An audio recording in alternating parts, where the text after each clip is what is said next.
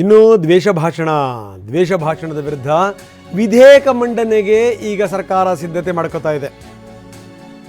ದ್ವೇಷ ಬಿತ್ತೋದು, ದ್ವೇಷದ ಮಾತುಗಳನ್ನು ಆಡೋದು, ಅದರ ಅಪರಾಧ ವಿಧೇಯಕ 2025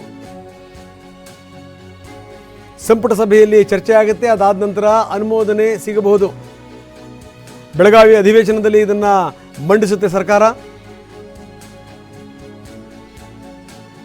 ಒಂದು ದೊಡ್ಡ ಹೆಜ್ಜೆ ಇದು. ಮೊದಲು ಸಂಪುಟ ಸಭೆಯಲ್ಲಿ ಚರ್ಚೆ ಆಗುತ್ತೆ, ಅದಾದ ನಂತರ ಅನುಮೋದನೆ ಆಗುತ್ತೆ.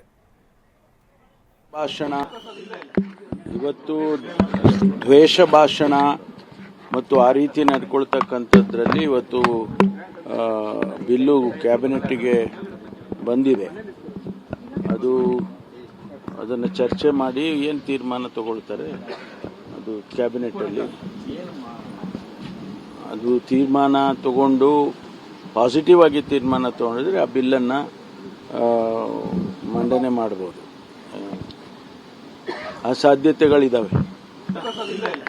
ಇವತ್ತು ದ್ವೇಷ ಭಾಷಣ ಮತ್ತು ಆ ರೀತಿ ನಡ್ಕೊಳ್ತಕ್ಕಂಥದ್ರಲ್ಲಿ ಇವತ್ತು ಬಿಲ್ಲು ಕ್ಯಾಬಿನೆಟ್ಗೆ ಬಂದಿದೆ. ಅದನ್ನು ಚರ್ಚೆ ಮಾಡಿ